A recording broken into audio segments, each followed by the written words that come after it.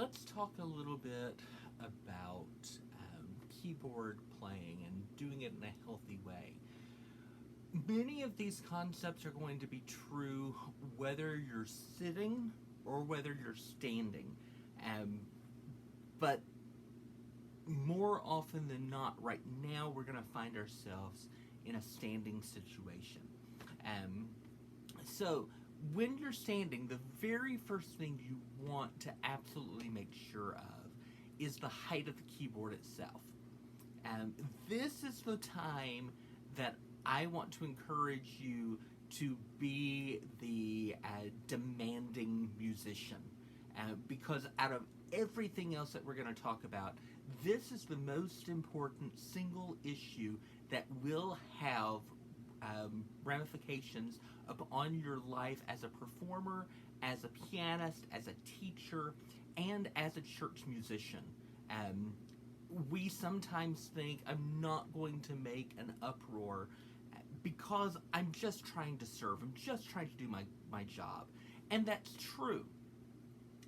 This is not the time to do that, though, because if we injure ourselves, and this is the leading cause of injury among pianists, it's going to be problematic. So when you're looking for the height of the instrument, what you're looking for is not actually where it falls along the body, but the posture of your arms when playing. So when you're playing the instrument, your forearm and elbow should be at about a 90-degree angle. Some people like it exactly 90, some like it slightly lower, but somewhere in there.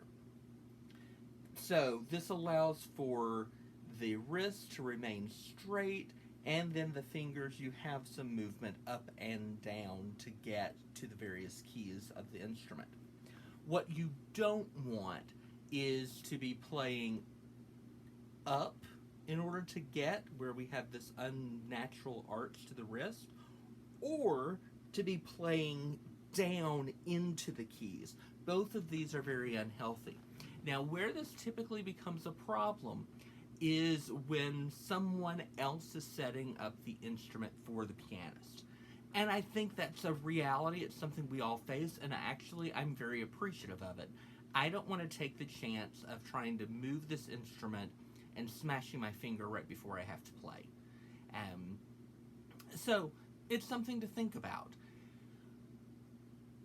Typically, what's going to happen, so I wish I had a keyboard stand here, but I don't. I don't use them. Typically what's going to happen, someone's going to set it up and look at the knobs at the top of those X stands and assume, oh, that would be about the right height. And so they set it there. Well, then once we put this large keyboard on top of that, then we're too high. Or they try to account for that, and then we're way too low.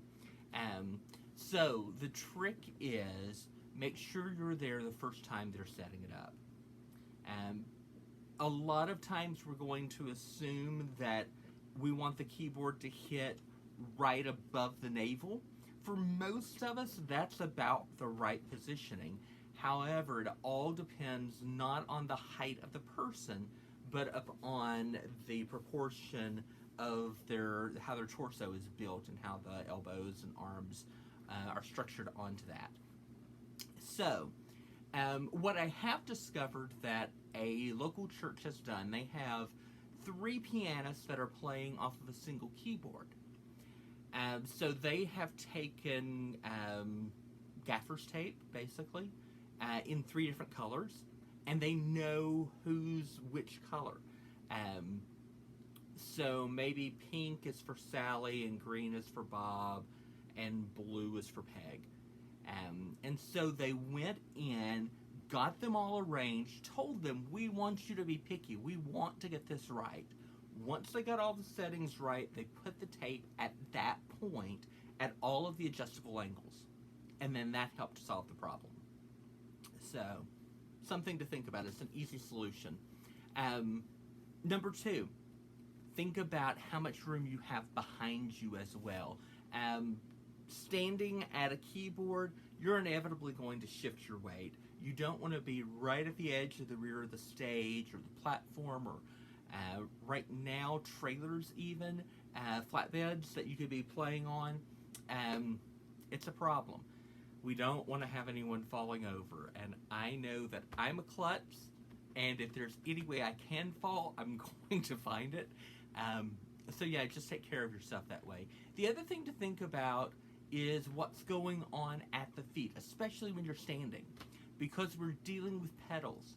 And so the pedaling and being aware of them and how secure they are is important. So our pedals can be as thin as this. Some are even thinner, that are just a single block, was what we typically see on these. You will see some that use these, I call them guitar pedals, but yeah, they're just the flippers. These are a lot more involved and give a lot of instability. Then you can, if you're lucky, get something that looks like a real pedal, but the problem with all three of these is that as you begin to put pressure on them, they're going to slide around. So, how to combat that? Well, if you have one of these, there's a really easy trick, and of course I didn't pre-unwrap this, but at the bottom of the pedal, typically there's a footrest. So if you unfurl this, you'll notice it's got some suction type things at the bottom. Set it out, stand on this portion with the back of your heel, and then use the front of the foot to play this. That should give you some more stability. You're going to want to secure it even further though. With all of these things like either Velcro or lots and lots of duct tape, whatever, the last thing you want is for all of this stuff to go sliding around with your foot on it while you're trying to deal and make music. The last thing that I will say is during keyboarding times, this is the time to simplify what we're doing in the hands, and that's actually a really bad form because I'm trying to get on video. Simplify what you're doing in the hands and use as much legato passaging here as you can, as much connectivity if it's needed for the piece here, rather than depending upon these pedals back here, because this is going to allow you to have more stability. And it keeps you from having to worry about pedals up and down kind of thing. I think it goes without saying, but I'll mention it anyway. Be selective in your footwear. Ladies, this is not the time to pull out the stilettos. And guys, the same thing is true for us. This is not the time to wear really cool shoes that might have a slightly larger sole than we're used to. Even though it's not fashionable, this is the time to wear something where you are very secure and very grounded in your feet. So yeah, playing keyboard, the biggest issue, whether you're standing or sitting, whether it's an electric keyboard or a piano, is the angle of the arm. That's annoying me too. It's just a morning, y'all, but I hope it helps.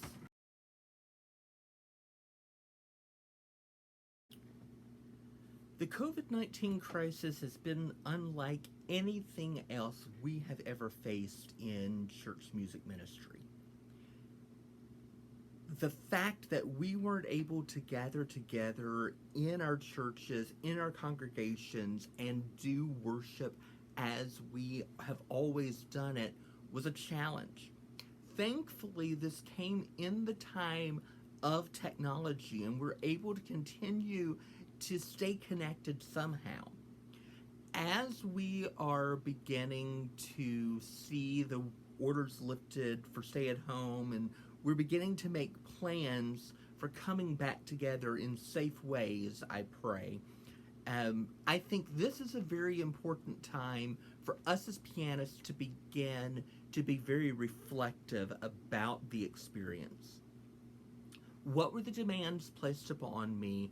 What did I do? What did I learn? What worked? What didn't? So I know from my personal experience, I wasn't actually supposed to be in town during much of this, so I wasn't on schedule to play for my local congregation. So that gave me some flexibility to look at other things within the church music ministry. So I began a series of videos of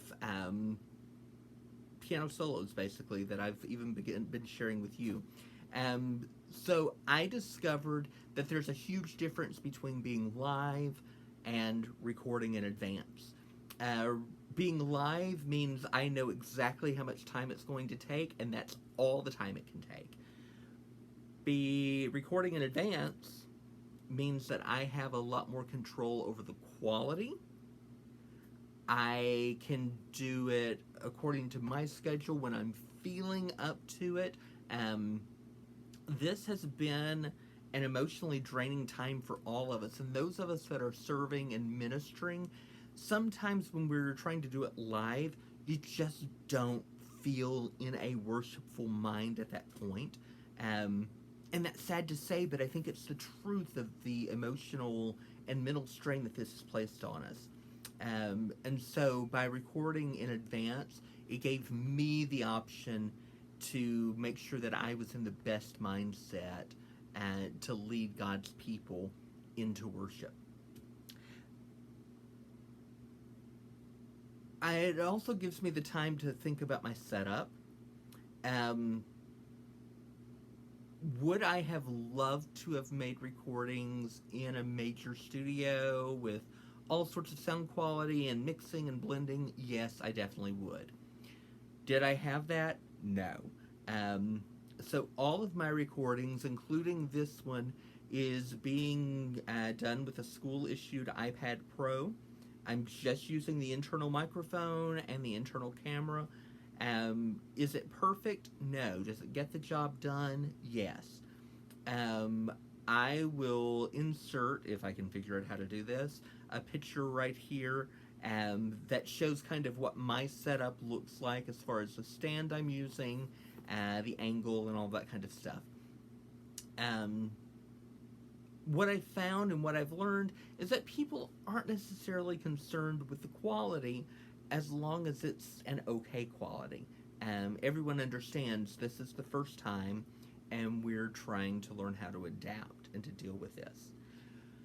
As we move forward, though, I think it's very important that we all share what we've learned, what we've experienced, what worked and what didn't. Who are the people I want you to share with? You need to make sure that your minister of music knows the problems that you faced. Because hopefully he's the one who's really taking the lead in this time and giving direction. If you were asked to come to the church and do some playing and that was uncomfortable for you, you need to voice that and explain why. If you were trying to record from home or maybe play during a Zoom service and there were challenges because of lack of equipment or setup or lighting issues, he needs to know that. The second person that I think you need to talk to, though, is your audiovisual team at the church. If another microphone would have made life easier or improved the quality of your sound, they probably have something sitting around that you can use when you need it again. If it's a camera thing, if it's something about lighting, or if it's that you just don't really know how to do this, or maybe it's the background. I hate the background of my videos, but it's not something that I was ready to tackle right away. So as we're moving into this new time, I'm going to begin working with colleagues to figure out, hey, is there a way that I can insert something else into my video as like a virtual background in order to give me something a little more pleasant to look at. I also want you to observe and talk to other musicians, other pianists around the country that you know or that you're acquainted with. What did they do? How did they approach it? How did they overcome the problems? Um, I already mentioned what I've done, the daily videos. Since I had some freedom within my congregation and even within my job, it allowed me to do work here in the office um, that would be a ministry to the entire country. We've seen all the virtual choirs that have been going on around everywhere from Brentwood to churches out west, these huge, massive churches. Now, that took a lot of editing um, to piece everything together and to make it look really, really awesome. Sometimes the vocal quality was not as good, but that's something we were having to deal with in this time. But let's talk specifically about pianists. I've seen a couple of really, really cool things in the past few weeks that I want to share with you. So I have a friend from graduate school whose name is Stephen Carey. He's now living in the Dallas-Fort Worth area. And he did something similar to what I was doing with the daily videos, but instead his were coming every Sunday morning. It was a hymn arrangement, sometimes something that someone else had done, sometimes his original one.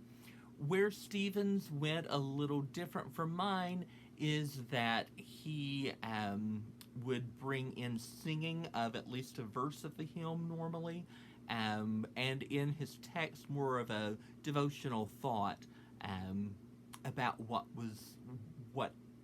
that hymn and why it was important to him at that time. Definitely is a way that we can step up as spiritual leaders within the church. Another colleague of mine, his name is Al Zimmerman, out in Iowa City. Al has worked within a different church tradition for many, many years. One church that he served for about 10 years contacted him during the stay-at-home orders and asked if he would come and play for them virtually during a service. And so on a Sunday morning, he got dressed, he logged into Zoom, and he met with this former congregation that he's not serving now. And this would be a great time for us to bring in people from other parts of the country to share their testimony and maybe to share their talent. That's a way to make the music ministry of the local church seem a little more global and to understand that we are all in this together and we're all fighting the same battle right now. Personally, that's an opportunity I would love to do. I think it's so much fun to get to share music with other congregations. So if we ever find ourselves in this situation again, please reach out to me. I would love to schedule a time to play for your congregation via Zoom. And who knows, maybe it can lead to something where I get to actually be there in person. That's some of the things that have been going on, but there's one more that really, really spoke to my heart. It's by a pianist whose name is Diana Shatley. Diana is in Jonesboro, Arkansas, from what I understand. I don't actually know Diana personally, but one of my friends shared her video, and I saw it and was so impressed with what she's done. So Diana is a church pianist, and she has seen the challenge and the frustration as a musician of not being able to serve her congregation with the gift that God has given her. And so what she did is she worked with her son and her family, and they began to piece together, for lack of a better term, what I'm going to call hymn sings. Diana played, her son and her husband sang, there was scripture reading. It was a lovely, charming service. And it was so worshipful. She did this weekly. I think now she's at about 7 weeks of doing this, 6 or 7 weeks. What really struck me in this is when I found out that Miss Diana has been playing in the church since she was a 9-year-old girl, and she is now 80 years old. Technology was a challenge. There was obviously some concern because of her age about the implications of the COVID-19 crisis. But yet she saw a way to reach her community and to continue ministering through the gift of her instrument and through the gift of her talent. And so as we all begin thinking forward, we reflect on what we've learned from the crisis we're kind of coming out of, and we're hearing the warnings that there may be a recurrence of this again in the fall. If that does happen, it's very likely we're going to find ourselves in this very same position. And so I encourage all of us to begin thinking like Stephen, like Al, and like Diana, to find a way that I can continue to serve the church through music in a virtual way. Yours may not look like any of ours that we've shared here, but whatever it is, find a way to serve and continue the music going on.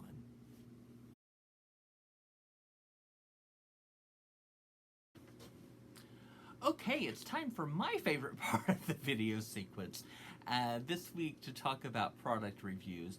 And this week we're looking at Robert Hartsell's Even More Hymn Creations. Robert Hartsell is he was a worship leader, I believe in the Carolinas. And the reason I say that he was because he mentions in the preface that he had just retired after 28 years of service. So we have a title of Even More Hymn Creations. This is the third volume in a series of hymn creations. And all of these arrangements were featured by Robert during his final year of service in that congregation. So there are 10 solo arrangements here. The pieces included are Amazing Grace, For the Beauty of the Earth, Great is Thy Faithfulness, Let Us Break Bread Together, Love Divine, All Love Excelling, A Mighty Fortress is Our God, There's a Balm in Gilead, This Little Light of Mine, We Gather Together, and Were You There? So there are a few things that I really, really like about Robert's arranging, and a few things that I was not crazy about. And I'm just going to tell you what I thought, and you can form your own opinions. I've got videos of 3 of these, Amazing Grace, Great is Thy Faithfulness, and Let Us Break Bread Together, on my YouTube channel that I will link below, so you can find the playlist. The Amazing Grace was interesting because of its rhythmic structure.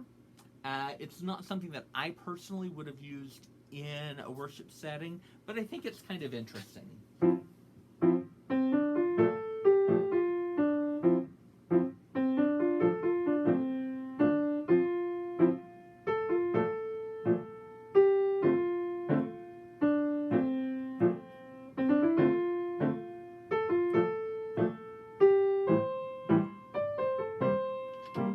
It goes on, but then Robert will add it in after a key change, and we get the melody in more of an active movement in the right hand with that same syncopated accompaniment in the left hand.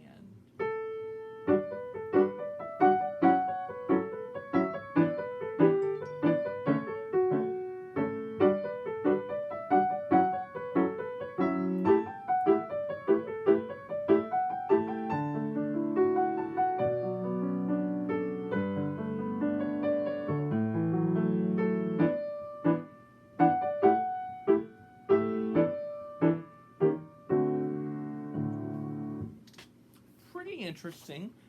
there are definitely some times that you could use this well. Um, the greatest thy faithfulness. Sorry about my phone. Let me fix that real quick. Um, the greatest thy faithfulness is a really, really nice arrangement of this hymn. That's not terribly difficult, but very effective. So the opening verse.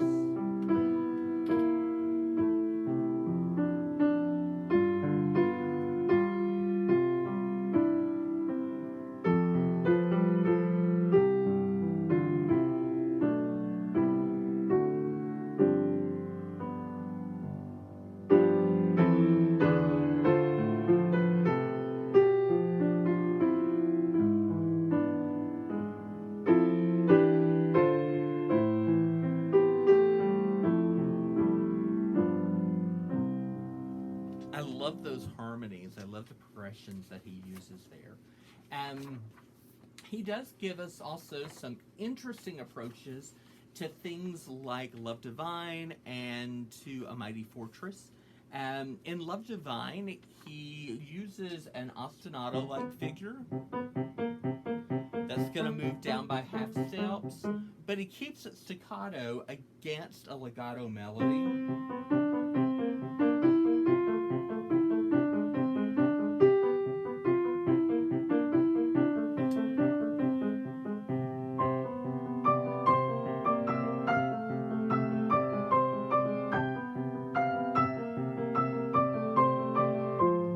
Which I thought was a really neat approach to offer some contrast.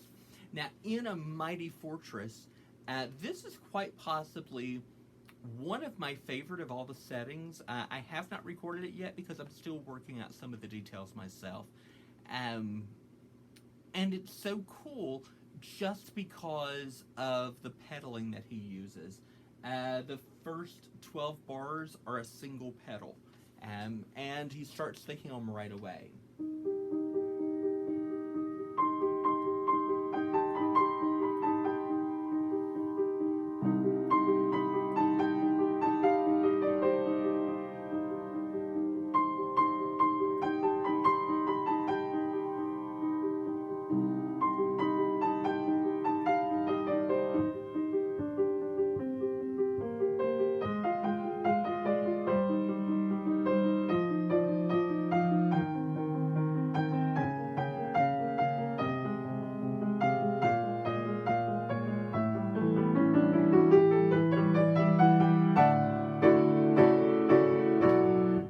Go on into a different type of setting. The spirituals that are included here, especially Let Us Break Bread Together and There's a Balm in Gilead, are beautiful.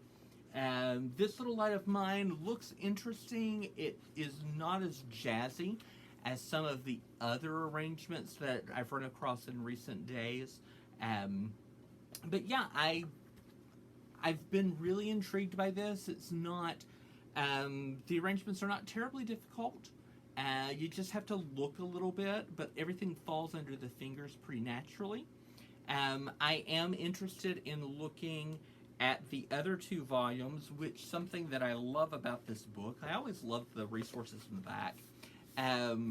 The publishers have included, here are the other two volumes and the pieces that are there.